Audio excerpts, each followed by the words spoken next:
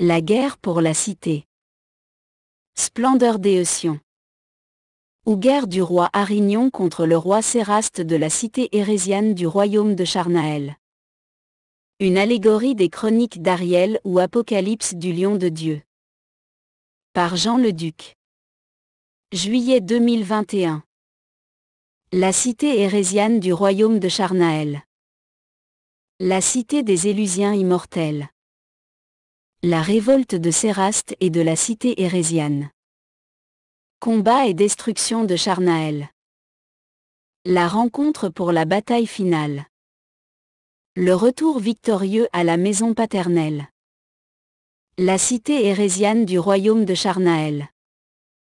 De grandes cités et de vastes royaumes virent jour dans le monde des hommes.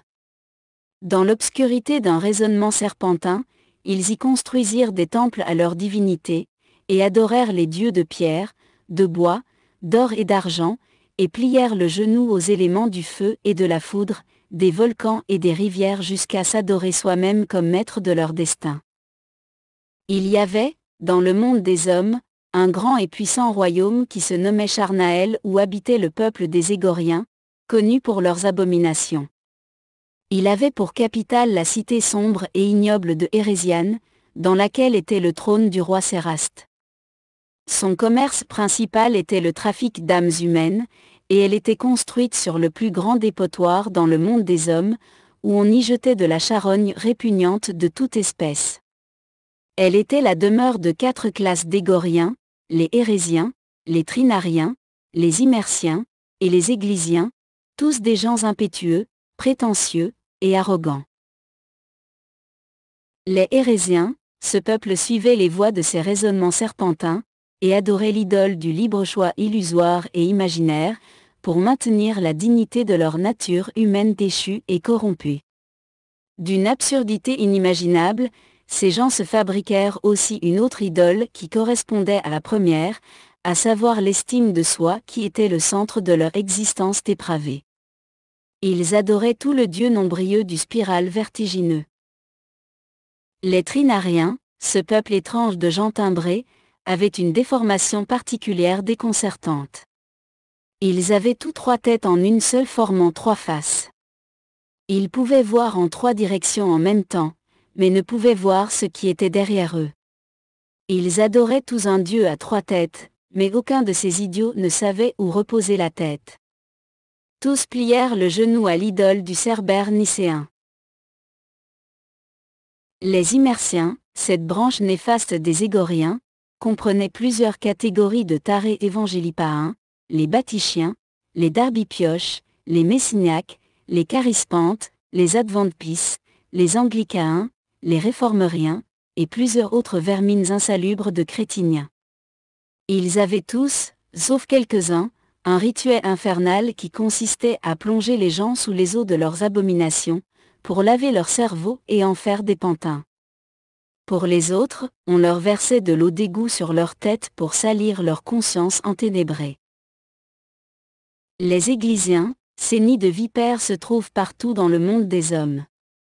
Il s'agit des robes noires catholicains dirigés par un loyolien, adorateur de la grande prostituée et reine du ciel, espion et assassin du roi Séraste. Ils sont essentiellement les plus dangereux de tous. Experts en poisons variés, et en manipulation, ils utilisent la duplicité et l'intimidation pour tordre l'esprit des gens avec toutes sortes de prétentions et de superstitions diaboliques. Tous boivent le lait pollué des seins de la Madone babylonienne qui ouvre ses jambes à tous les passants. La cité était entourée d'une grande et haute muraille en pierre volcanique, et au centre de la place se trouvait le temple du roi Séraste, dont l'écusson était le serpent qui rampe dans la conscience. L'entrée du temple était gardée par 2 griffons affreux, le nom du premier était Indifférence, et le deuxième se nommait Indépendance. Le roi Séraste était sur son trône, comme un géant et un tyran, qui dominait sur son peuple de mécontents. La voie qui mène à son trône se nommait Perdition, et la grande majorité des Égoriens apprirent. Son aspect était comme de l'or noir, semblable à du bitume, et sa présence putride, dégageait l'odeur d'un corps mort en décomposition. Séraste avait 2 cornes qui étaient les symboles de sa puissance, l'une se nommait mémoire et l'autre imagination. Les 2 cornes avaient chacune un anneau d'or, le premier se nommait nostalgie et le deuxième se nommait rêverie. Sur sa tête était la couronne de la disgrâce ornée de charbon brûlant, et à ses pieds rampait, entre des crânes humains, un gigantesque serpent, qui avait pour nom le destructeur des nations. Son trône était en fer, forgé dans le feu du dragon démonion. Il reposait sur 6 fondements. Le premier était de granit noir, poli comme un miroir, et se nommait religion, avec ses prétentions, ses manipulations, ses intimidations, et ses abominations.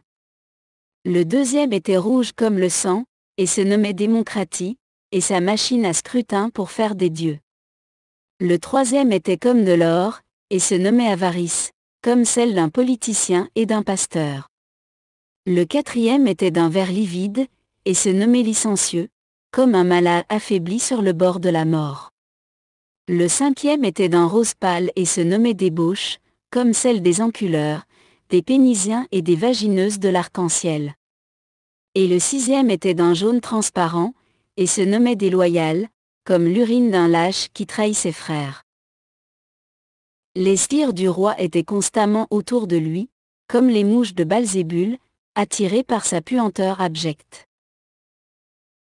Derrière le trône se trouvait une immense statue du bouc de Mentès, et ses adorateurs, vêtus en robes écarlates, lui apportaient en offrande, jour et nuit, des âmes d'hommes, de femmes, et d'enfants, et les rois des nations lui apportèrent leur support, leur richesse, leur science, et leur armée d'égoriens. Les plus belles femmes du royaume, comme des sorcières à un sabbat noir, dansaient nues au son d'une musique infernale, pour couvrir les cris et les lamentations des victimes, sacrifiées sur l'autel. Tandis que d'autres captifs étaient simplement empoisonnés en leur injectant un virus mortel, qui se propageait comme une pandémie parmi les peuples de la terre, et tous reçurent le vaccin de l'enfer comme des brebis aveugles qui vont à la boucherie. Tous ces exclusiens réprouvés avaient été désignés, depuis avant la fondation du monde, pour porter la marque de la bête en vue de leur perdition. Du trône sortait un écoulement d'eau polluée, nommé l'égout de la corruption, qui arrosait, comme un fleuve, tout le sol de la cité.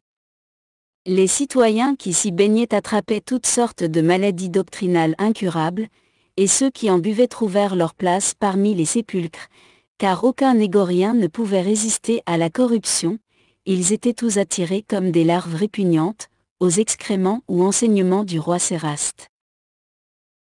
Les armées de Séraste étaient composées de 13 bataillons, chacun de 66 600 égoriens, tous étant marqués au front et à la main droite.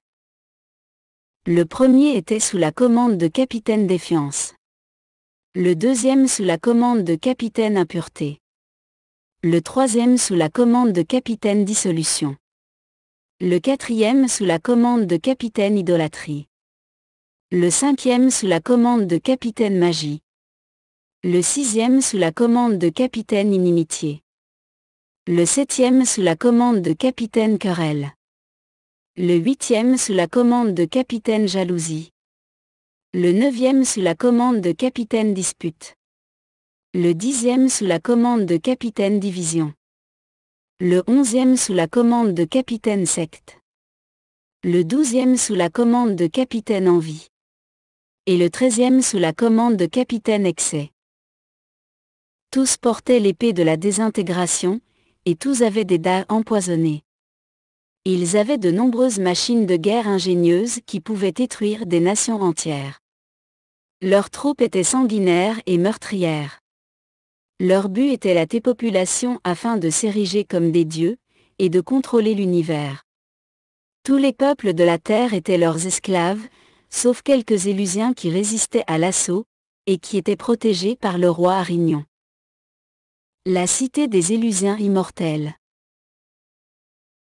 Mais il réside, au-delà du voile entre les deux mondes, une cité merveilleuse d'un royaume sublime nommé Uranion, et dont le roi était Arignon, le roi sauveur, qui par sa pureté, son humilité et sa soumission, était l'agneau de l'esprit des vivants, et par sa force et son courage, le lion de la tribu de Juda. Ce royaume était accessible seulement à ceux d'entre les hommes, qui ont été désignés d'avance de toute éternité pour en faire partie.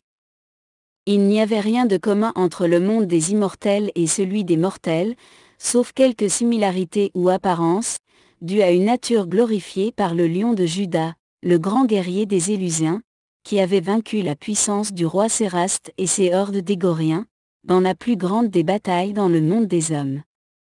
Le monde des hommes fut alors accordé une période de grâce, afin de permettre à tous les Élusiens qui s'y trouvaient, d'en sortir et d'entrer à la maison paternelle, en traversant le voile entre les deux mondes. La grande cité de ce royaume sublime se nommait Splendeur de Sion, et son roi était Arignon, la majesté suprême sur toute chose, et il régnait avec bienséance et une grande sagesse. Elle était d'une beauté exquise, inconcevable au commun des mortels. On la comparait à une épouse céleste enrobée du soleil, préparée pour son époux, et leur festin de noces. Elle reposait dans la lumière du matin d'une splendeur glorieuse, dans les reflets d'une existence sublime. Son éclat était semblable à celui d'une pierre très précieuse, comme celui d'une pierre de jaspe cristallin. Elle avait une grande et haute muraille infranchissable, avec 12 portes fortifiées qui sont les 12 perceptions de la fondation. 12 anges puissants à l'épée flamboyante les surveillaient, et aucun ne pouvait les franchir s'il n'avait pas le nom de l'Esprit des vivants écrit sur son front, à savoir le nom de Jésus. Et sur chaque porte étaient écrits les noms des 12 tribus des enfants de la promesse de l'Israël spirituel de l'Esprit des vivants, nommés les Élusiens redoutables. Ceux-ci avaient été choisis de toute éternité pour habiter la cité de Splendeur de Sion. Tous des immortels, tous des vaillants guerriers invincibles, tous des illuminés de la sainte présence de leur roi, Arignon, et tout lui était reconnaissant, s'abaissant en toute humilité devant sa sainte présence, et tout l'adorait en lui rendant les honneurs, la puissance, et la gloire. La cité avait 3 portes ou perceptions à chacun de ses côtés, et sa muraille avait 12 fondements, sur lesquels étaient écrits les noms ou messages des 12 ambassadeurs d'Arignon, les délégués de l'Esprit des vivants, envoyés parmi les nations du monde des mortels. La muraille était construite de jaspe, et la cité était d'un or pur semblable à un verre pur transparent. Les fondements de la muraille étaient ornés de toutes sortes de pierres précieuses.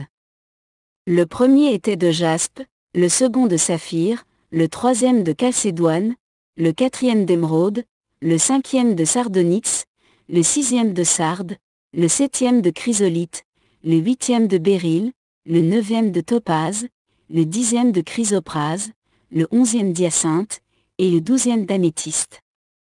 Toutes étant reliées au message de l'assurance sublime, qui dévoile les merveilles de la grâce souveraine. Les 12 portes étaient 12 perles ou paroles d'assurance d'une pureté sublime, et chaque porte ou perception était d'une seule perle ou assurance. La place de la cité était d'un or pur transparent, traversé par la lumière de sa gloire. Il n'y a point de temple, car Arignon, le Seigneur, l'Esprit des vivants tout-puissant et majestueux, est lui-même le temple, et les Élusiens immortels de la cité, habitent en son sein, comme des reflets glorieux de sa sainte présence. Ainsi la cité de Splendeur de Sion n'a pas besoin du soleil et de la lune pour l'éclairer, car la gloire d'Arignon, notre Esprit des vivants, est son flambeau. Ses portes ne se ferment point le jour, car la nuit n'existe pas, tout est clair et sans ambiguïté, la perception des Élusiens n'a aucune borne, tous peuvent pénétrer les plus grands mystères, rien ne leur est caché, rien ne leur est impossible. On y apporte l'honneur et la gloire des nations de l'admiral souverain suprême, et les plus grands rois des Élusiens plient le genou devant Arignon sur son trône. Il n'y entre rien de souillé, ni personne qui s'adonne à l'abomination et au mensonge, mais seuls ceux dont les noms sont écrits dans le livre de vie du roi Arignon, le Tout-Puissant, celui qui est l'alpha et l'oméga, le commencement et la fin. Leurs noms sont en sa mémoire éternellement, car ils sont les émanations de son renoncement. Un fleuve d'eau vive, clair comme du cristal, sortait du trône d'Arignon, notre esprit des vivants, et entourait toute la région. Ceux qui buvaient de son eau étaient transformés de gloire en gloire, et ceux qui s'y baignaient devenaient brillants comme le soleil dans toute sa splendeur. Au cœur de splendeur de Sion, et sur les deux bords du fleuve, se trouve l'arbre de vie, portant 12 fruits de bénédiction chaque mois, et les feuilles de l'arbre sont pour la restauration et le redressement des mécréants. Il n'y a plus aucune condamnation, car le trône d'Arignon, notre esprit des vivants est son cœur, et ses ministres sont à son service. Ils ont la perception de sa sainte présence, et son nom est en leur réflexion, car ils ont sa pensée et leur désir est le sien. Les ténèbres de l'ignorance ont dissipé à tout jamais, et ils n'ont plus besoin d'éclairage dans leur conscience, ni de la lumière brillante de leur entendement, parce que l'admirable esprit des vivants les éclaire, et ils régneront au siècle des siècles comme des rois et seigneurs dans une multitude d'univers infinis. La révolte de Séraste et de la cité érésiane. Comme une étoile filante dans l'immensité du ciel étoilé, un voyageur, accompagné d'une troupe d'anges, arrive à sa destinée, et traverse le voile qui sépare les deux mondes, puis pénètre dans l'éternité vers la cité de splendeur de Sion. Dans cet endroit de magnificence et de merveille sans fin, où le peuple des Élusiens vivait dans la paix et la joie, l'admirable Arignon était roi. Il avait pour écusson le lion de la tribu de Juda, et portait l'épée de gloire des guerriers invincibles. Son messager, Ariel, lui apportait des nouvelles consternantes. Le royaume de Charnaël et son roi Séraste, qui avait son trône dans la cité érésiane, s'était rebellé contre son autorité bienfaisante, et préparait ses troupes infernales d'Érésiens, avec une élite de Hégoriens composée de Crétiniens, de Trinariens, d'Immersiens, d'Évangélipaens, et d'Églisiens prétentieux, pour un assaut contre Splendeur de Sion et les Élusiens redoutables. Mais le roi Arignon s'en attendait, car cela faisait partie de ses desseins pour la réalisation de son intention suprême. Du mécontentement de leur cœur ténébreux, les Hégoriens montèrent une stratégie diabolique pour s'emparer du royaume ouragnon, en utilisant des subterfuges sophistiqués, et des moyens de pression ingénieux, pour subjuguer les peuples crédules et ignorants. Mais ils avaient mésestimé la puissance foudroyante du roi Arignon, et de ses troupes d'Élusiens redoutables, comme des lions féroces, sous les armoiries du long de Juda. Le roi Arignon, agneau docile pour son peuple, mais lion féroce contre ses ennemis, fit immédiatement sonner l'alerte, et fit doubler les gardes sur les murailles de la cité et dans les tours de garde, puis fit venir les capitaines de son armée de redoutables, pour élaborer un stratagème. Capitaine Incursion fut donné un bataillon de 100 000 hommes, tous des élites d'un groupe de commandos, pour faire une percée dans les rangs du roi Séraste, et détruire leurs remparts et leurs forteresses. Capitaine Conviction fut donné un bataillon de 100 000 hommes, pour attaquer de front, au son de trompettes, de tambours, et de rugissements affreux. Ariel et ses troupes de redoutables étaient son arrière-garde. Capitaine Résistance fut donné un bataillon de 100 000 hommes, tous des cœurs de lion d'un grand courage, pour ériger des barrages autour de la cité Splendeur de Sion. Il érigea une défensive sur les deux côtés du voie entre les deux mondes, et fit construire une digue colossale pour retenir les eaux du fleuve de vie, et son lit devint complètement sec. Capitaine Nécessité fut donné un bataillon de 100 000 hommes, tous pleins d'aspiration, pour voir aux besoins de la population. Capitaine Naval fut donné un bataillon de 100 000 hommes robustes, et autant de navires, armés de canons, pour disperser et décourager les rangs serpentins de l'ennemi, avec des boulets enflammés de condamnation. Capitaine aérien fut donné un bataillon de 100 000 hommes, tous des impondérables célestes avec des ailes comme les anges, pour laisser tomber des charges d'extermination et de perdition éternelle, sur les populations de Charnaël.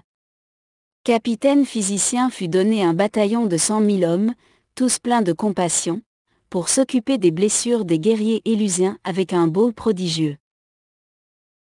Tous étaient sous le commandement du lion de Juda, et tous étaient armés de l'épée de gloire. Par après, Ariel fut appelé en privé à la chambre du roi Arignon, pour un entretien mystérieux. Lorsque les anges gardiens lui ouvrirent la porte et la fermèrent derrière lui, il entra dans une gloire indescriptible, et vit son roi dans toute la magnificence de sa majesté suprême. Ariel, complètement émerveillé, tomba sur ses genoux en adoration. Mais Arignon vint à lui, le releva, et le caressa dans ses bras comme un ami intime. Ariel, ne pouvant plus contenir sa réjouissance, le serra fortement comme un trésor précieux. Ils s'assirent à une table d'émeraude transparente, et Arignon lui versa dans une coupe d'or, le vin exquis de la vigne Emmanuel, et ils mangèrent les fruits de l'arbre de la vie. Le roi Arignon, plein de sagesse et de justice, dévoila à son ami Ariel qu'il envoya dans une mission très spéciale, avant l'attaque contre le royaume de Charnaël. Il lui expliqua qu'une réunion d'alliance entre les Égoriens et les Églisiens se préparait. Séraste a convoqué le pape des Églisiens, le chien-père de la grande prostituée, assise sur les 7 montagnes de ses abominations. Puis il lui dit, « Tu vas t'y rendre comme mon ambassadeur et exigera leur capitulation immédiate et sans condition. Ils refuseront avec véhémence et tenteront de te tuer, ce qui justifiera leur destruction. Mais sois sans crainte, ils ne pourront rien contre toi. » Puis le roi Arignon enleva son anneau de pouvoir à sa main droite, et la plaça à la main droite d'Ariel qui fut remplie d'une puissance prodigieuse inimaginable. Puis le roi Arignon lui dit, « Tu as maintenant la puissance du tonnerre et des éclairs. Tu retourneras dans le monde des hommes avec un corps immatériel et transparent comme la lumière. Rien de matériel ne pourra te toucher, mais toi tu le pourras, et rien ne te sera impossible. » Alors le roi Arignon mit sa main droite sur celle d'Ariel qui se retrouva instantanément dans la ville d'Érésiane devant le temple du roi Séraste. C'était un jour de grande fête, car le chien-père des Églisiens venait juste d'arriver, avec une cohorte innombrable de robes noires, et de zouaves timbrées. L'entrée du temple était fortement gardée, et quand Ariel vint pour y pénétrer, les gardes tentèrent de le capturer, mais c'était comme essayer d'attraper le vent. Les 2 griffons, chacun d'un côté d'Ariel y crachèrent du feu, mais finirent par se consumer l'un et l'autre, et tuer les gardes. Ariel entra dans le temple avec toute la puissance du tonnerre foudroyant, lançant des éclairs de ses yeux, et tuant un grand nombre d'Égoriens et d'Églisiens. Puis il disparut et réapparut devant le roi Séraste et son allié, le pape Sacripant des fripouilles dévoyées, pour leur donner un ultimatum, renoncer à toute résistance armée contre le roi Arignon et ses Élusiens redoutables, ou vous serez tout détruits jusqu'au dernier. Mais pleins d'arrogance, ils se moquèrent de lui. Se détournant d'eux, et à la vue de leurs idoles, la foudre sortit des yeux d'Ariel, et les statues de la Madone babylonienne et du bouc de Mandès éclatèrent en pièces. Puis Ariel leur dit, « Vous avez été avertis, vous en payerez les conséquences. » Séraste chercha à transpercer Ariel de son épée, mais c'était comme essayer de trancher de la lumière. Et Ariel, riant à grands éclats, disparut de devant leurs yeux, et retourna auprès du roi Arignon. Et à l'instant qu'Ariel disparut, un tonnerre foudroyant se fit entendre. Le temple de Séraste fut enveloppé de flammes et consumé par le feu, et s'écroula en ruines. Mais les 2 suppôts de Satan purent sortir à temps. Combat et destruction de Charnaël. Les affronts des 2 camps furent cruels et sanglants. Les Élusiens de splendeur de Sion furent sans pitié, comme des lions rugissants ils déchirèrent en pièces tous leurs ennemis, hommes, femmes, et enfants. Tout le royaume de Charnaël fut mis à interdit, il ne resta même pas un chien vivant à la fin de la bataille. Capitaine Incursion avait réussi son mandat avec une grande précision. Les Érésiens furent pris par surprise. Leurs forteresses furent complètement détruites, et un très grand nombre des ennemis périrent. L'élite des commandos avait ouvert une brèche dans les rangs des Érésiens.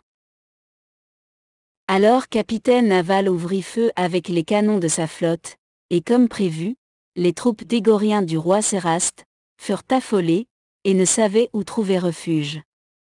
Plusieurs villes des Égoriens de Charnaël furent complètement détruites, et on ne pouvait plus compter le nombre des morts. Capitaine Conviction s'avança ainsi avec ses troupes de redoutables, et ce fut le combat corps à corps. 10 000 tombèrent à sa droite, et 10 000 tombèrent à sa gauche, mais aucun Élusien ne tomba, quoique certains furent blessés. Mais les hommes de capitaine physicien venaient immédiatement à leur secours, et leur appliquaient le baume prodigieux de l'esprit des vivants, afin qu'ils puissent retourner au combat. Un nommé Lucifus, un général du roi Séraste, reconnu comme le champion des Hérésiens, car il n'avait jamais connu la défaite dans une bataille, se vit encerclé avec ses troupes, par les Élusiens invincibles. Il se jeta à genoux et demanda grâce, en pleurnichant incontrôlablement comme un lâche. On le fit lever debout devant ses guerriers, et un Élusien du nom d'Ardan lui plongea l'épée dans le ventre, et tous ses entrailles sortirent. Puis on lui trancha la tête à lui et à tous ses guerriers. Les Élusiens prirent aussi par surprise le général inverti et ses troupes de débauchés, sous la bannière de l'arc-en-ciel, en une fête orgiastique. Tous furent empalés sur des grands piquets, leurs corps furent transpercés du bas en haut, puis élevés dans les airs en signe d'avertissement aux Égoriens qui pratiquaient cette abomination répugnante. Les dépravés et les efféminés de Charnaël tremblèrent de peur, mais n'abandonnèrent pas pour autant leur voie de perversion. On ne peut changer le cœur d'un Pénisien enculeur, pas plus qu'il puisse se convertir à l'esprit des vivants, car il est prétentieux et idolâtre de lui-même par nature, et va toujours revenir à son abomination qui est profondément enracinée dans sa conscience qu'autorisée. De l'autre côté du champ de bataille, le général Cornéus et ses troupes de guerriers serpentins firent face à une brigade du capitaine Conviction. Les Élusiens se lancèrent dans le combat, tous avec l'épée de gloire en leurs mains. La vue de cela fut époustouflante, aucun mot ne peut en décrire la merveille. La lumière éblouissante qui surgissait d'entre les rangs des Élusiens était tellement puissante qu'elle réduisit en poussière toutes les troupes de Cornéus, qui perdit ses cornes et fut transformée en une masse informe. Une troupe d'Élusiens, sous la direction d'Ariel, pénétra la cité de l'oubli, dirigée par une colonne de feu gigantesque qui détruisit tout sur son chemin. Les poiements pasteurisés furent capturés et amenés à Ariel, qui les fit jeter dans une fosse pleine de serpents venimeux, et ils périrent tous atrocement dans des douleurs inimaginables. Les Immersiens furent pris au dépourvu. La peau de leur corps fut lacérée avec des couteaux tranchants, puis arrosée de vinaigre et saupoudrée de sel, jusqu'à ce qu'ils demandent la mort. Puis Ariel envoya la tornade de feu sur eux, et ils furent tout consumés et réduits en poussière.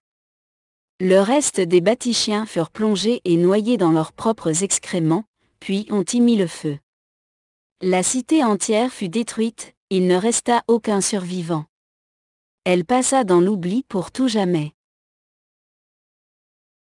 Une autre brigade d'Élusiens, l'unité spéciale du roi Arignon qui avait reçu un entraînement dans l'utilisation d'armes secrètes, fit face aux troupes de capitaine Défiance et de capitaine Magie. Les Élusiens se laissèrent encercler, et comme les troupes de Séraste s'avancèrent pour attaquer, les Élusiens disparurent. Ils étaient devenus invisibles.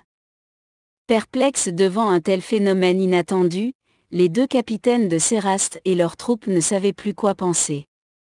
Ils étaient complètement bafoués, lorsque soudainement, comme de nulle part, sortirent de l'air, barrage après barrage comme des lances de feu qui transpercèrent toutes les troupes de Séraste. Et les Élusiens apparurent derrière les rangs de l'ennemi, et tuèrent tous les survivants. Seuls les deux capitaines purent s'enfuir pour faire leur rapport à Séraste. Dans la crainte de perdre la guerre, Séraste fit appel à son allié, Mouamouche, qui ordonna à son général Mouchilman de préparer ses troupes de grippeux nasaliens, sous la commande de capitaine Morvéu, et de sortir les catapultes pour lancer des champignons brûlants sur les Élusiens. Mais le roi Arignon fit descendre du ciel le feu du prophète Élie, qui les consuma tous jusqu'au dernier. Et on n'entendit jamais plus parler de la grippe nasalienne des méqueux-lunatoses.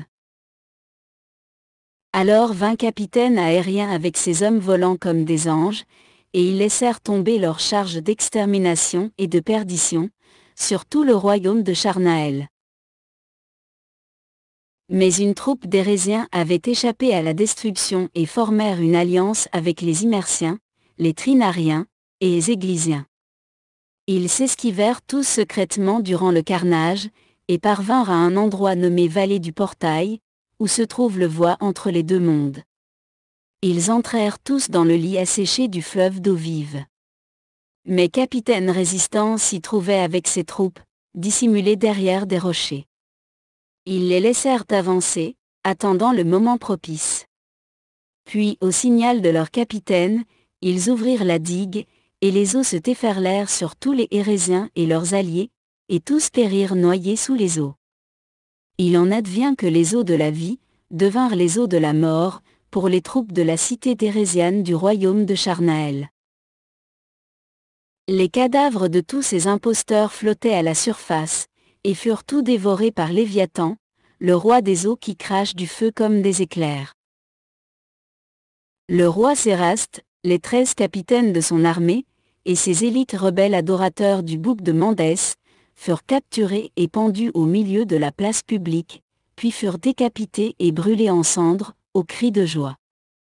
Les Églisiens qui restèrent furent déchirés en pièces, et leurs charognes données aux animaux sauvages. Ceux qui tentèrent d'échapper à la colère du lion de Juda, eurent la tête coupée par Ariel et sa brigade terrifiante qui brandissait l'épée de gloire, afin d'exposer leur duplicité. Leur sang ruisselait sur les deux tranchants de l'épée à la gloire d'Arignon, l'agneau de l'esprit des vivants. Leurs cadavres furent laissés aux vautours et aux chacals. Leurs noms furent effacés du livre de vie, à ne plus en retenir le moindre souvenir. La rencontre pour la bataille finale. Peu de temps après, campés près des montagnes nommées Exaltation, Ariel et ses troupes se reposaient, lorsqu'ils entendirent soudainement le retentissement de la trompette des anges, et virent une grande troupe d'Élusiens descendre du ciel sur des chevaux ailés, la bannière du lion de Juda flottant dans le vent. Se posant devant Ariel et sa troupe, le chef descendit de son cheval et vint vers Ariel qui le reconnut immédiatement. C'était son frère Adelphe, son ancien compagnon de voyage avec qui il avait combattu contre les Égoriens et les Érésiens dans la cité de l'oubli. Deux autres Élusiens vinrent se tenir à côté d'Adelphe, c'étaient Gracié et sa femme Irénia, brillant comme le soleil dans toute sa splendeur. Puis son ami Artaud vint se joindre à eux plein de la gloire d'Arignon. La surprise fut tellement grande, qu'Ariel en fut complètement ému. Aucun mot ne peut décrire la joie sublime de cette rencontre merveilleuse. Mais ils entendirent un grand cri, et la trompette des anges sonna de nouveau. Ils virent le ciel s'ouvrir comme un livre, et la terre trembla fortement. Une autre troupe d'Élusiens redoutables descendit du ciel pour se joindre à eux. C'était Perceptif de la maison du Vigilant, accompagné de ses 3 filles et d'une myriade d'Élusiens immortels. Voyant tout cet attroupement glorieux, Ariel fut complètement époustouflé. Ariel ordonna à ses serviteurs de préparer un festin, et tous entrèrent dans sa tente pour se réjouir. Adelphe et Perceptif expliquèrent à Ariel qu'il avait été envoyé par le roi Arignon pour le dernier combat. Il restait encore une dernière troupe d'Églisiens, les plus dangereux de tous, qu'il fallait anéantir. Nos espions imperceptibles au regard perçant, nous rapportèrent qu'ils sont cachés dans une caverne profonde des montagnes mystérieuses, et qu'ils planifient un assaut contre la cité Splendeur de Sion, en forçant une ancienne entrée nommée la Porte des Œuvres qui était impossible à ouvrir, ce qui n'était pas conscient. Mais pour l'atteindre ils doivent passer par la voie du charbonnier qui traverse la forêt noire.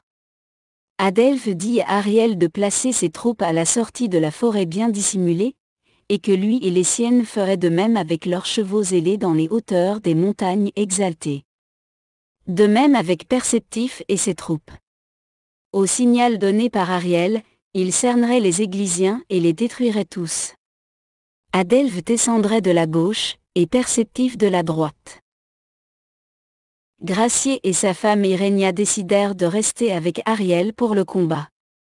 Une troupe d'anges était venue les chercher à l'auberge d'Emmanuel pour participer à ce grand jour, et Ariel s'en réjouissait grandement, il était finalement complet dans tous les aspects de son être. Sous l'obscurité de la nuit, les troupes prirent leur place et attendaient patiemment. Au soleil levant d'un jour sombre et orageux, la troupe des Églysiens sortit de la forêt. Un loyolien dirigeait la bande de scélérats, une armée colossale de robes noires catholicains, qui tenait entre ses mains un soleil en or avec le dieu Galète au centre. Au-dessus de la troupe survolaient des griffons aux ailes de chauve-souris, et crachant du feu comme des dragons. Au milieu il y avait plusieurs carrosses flanqués des deux côtés par des Hérésiens qui protégeaient les occupants. Le premier carrosse était en or pur, dans lequel se trouvait le pape Sacripant vêtu d'habits somptueux de chien souverain. Dans les autres il y avait des trafiquants d'âmes humaines, des violeurs d'enfants et meurtriers, des politiciens menteurs et chefs des nations avides de pouvoir, des scientifiques malhonnêtes et des médecins sans compassion, des financiers escrocs et banquiers avares rapaces, des philanthropes égoïstes et bienfaiteurs charitables hypocrites, des inquisiteurs impitoyables et bourreaux cruels, des bureaucrates insensibles, des guets de l'arc-en-ciel, et toute une traînée d'esclaves enchaînés. Ariel donna le signal et les archers d'Adelphes et de Perceptif lancèrent volée après volée de flèches enflammées, tuant tous les griffons et un grand nombre d'Églysiens et d'Hérésiens, puis descendirent du haut des montagnes sur leurs chevaux ailés, l'épée de gloire à la main. Au même moment les troupes d'Ariel sortirent de leur cachette, et ce fut le massacre. Ariel, Gracié et Irénia combattaient côte à côte et le sang des ennemis coulait à flot sur la lame de leurs épées. Deux Églysiens s'avancèrent pour attraper Irénia, mais elle pivota sur elle-même et en frappa un de son épée dans le bas des côtes, et trancha son corps en deux parties, le tronc tomba d'un côté et le torseau de l'autre. Gracié plongea son épée dans la gorge de l'autre qui tomba à genoux devant lui en vomissant son sang. Adelphes, Perceptif, et Artaud combattaient dos à dos, tranchant en pièces un grand nombre d'Églysiens, et les troupes d'Élusiens des deux camps firent de même. Trois autres troupes d'Élusiens descendirent du ciel sous la commande des trois filles de Perceptif, et entrèrent dans la mêlée. La bataille fut légendaire, et trouva place dans les annales de Splendeur de Sion. Le carnage terminé, il restait peu de survivants. Des corps sans tête, sans bras, et sans jambes, gisaient partout sur le sol, et la terre fut rouge du sang des ennemis du roi Arignon. Alors on rassembla tous les survivants au milieu d'un grand champ. Tous les robes noires furent attachées sur des bûchers et on versa du bitume sur chacun d'eux, puis on y mit le feu pour en faire des flambeaux pour éclairer la nuit. Mais on réserva le loyolien à un autre sort. On fit fondre le soleil en or avec son dieu Galète, puis on versa l'or liquéfié dans sa bouche, et on le nomma l'homme au cœur d'or coulant. On libéra le pape Sacripant, puis on relâcha une meute de loups voraces affamés qui le déchirèrent en pièces. Après avoir coupé les jarrets et les doigts des politiciens et des banquiers, ils furent plongés dans des gros chaudrons d'huile bouillante, et à peau leur fondit jusqu'à ce qu'ils devinrent des squelettes. Les philanthropes furent attachés au sol par des piquets, près de nids de fourmis brûlantes, puis on versa du miel sur chacun d'eux et on laissa Mère Nature faire son œuvre. On coupa les parties génitales de tous les guets de l'arc-en-ciel, les plaçant dans leur bouche, et on les laissa périr au bout de leur sang. On arracha la langue aux vagineuses, puis on les mit dans une porcherie comme nourriture aux pourceaux. On ouvrit l'estomac des violeurs d'enfants, on leur creva les yeux, et on y déposa des charbons brûlants. Les bureaucrates extorqueurs furent transpercés de flèches puis coupés en pièces. Tout le reste, incluant les esclaves, furent tués par l'épée. Aucun survivant n'échappa à la colère des guerriers d'Arignon, tous furent exterminés sans pitié. Puis le roi Arignon donna un dernier ordre au capitaine aérien, qui laissa tomber une charge d'annihilation, et le monde des hommes fut complètement détruit dans un affreux cataclysme. Il n'en resta pas le moindre brin de poussière, pas même un microbe. La vendetta fut totale et le cœur des Élusiens fut apaisé. Le retour victorieux à la maison paternelle. Les préparations pour le retour à la maison paternelle se firent très rapidement. Les guerriers élusiens chantaient leur victoire, et glorifiaient leur roi. Les troupes d'Élusiens retournèrent toutes à la cité Splendeur de Sion, traversant le fleuve d'eau vive pour leur purification, puis se rendirent au milieu de la place au milieu de cris de joie et de triomphe. Puis bien rangés, ils se rendirent devant le trône de leur roi. Les capitaines reçurent des insignes d'une grâce éclatante, et les guerriers reçurent tous des brassards et des auréoles d'un honneur illustre, comme un vase plein de merveilles sans fin. Adelphes, Artaud, Perceptif et ses 3 filles, Ariel, Gracié et Irénia, reçurent de grands honneurs, et furent donnés le sceptre de la puissance sans fin, ainsi que des demeures éternelles majestueuses, et ils se multiplièrent à l'infini dans un bonheur indescriptible, dans toute la multitude des univers, et ils créèrent des mondes et des peuples à leur image qui se reproduisirent éternellement. Puis ce fut la fête dans le palais du roi Arignon, dans de grandes réjouissances et de louanges, en la magnificence de sa sainte présence. Le bal des anges les emportait tous dans des hauteurs sublimes, lorsque l'époux dansa avec son épouse, sur les nuées d'une gloire suprême. Le voile entre les 2 mondes fut remplacé par une muraille de pierres précieuses, car maintenant il n'y a qu'un seul monde pour l'éternité. Un seul peuple qui forme un seul homme, un en tout et tous en un, dans un épanouissement de merveille en merveille et de gloire en gloire. Amen. À Christ seul soit la gloire. Amen. Rédigé par Jean Leduc sous la direction de Christ. Pour la communauté mondiale des élus.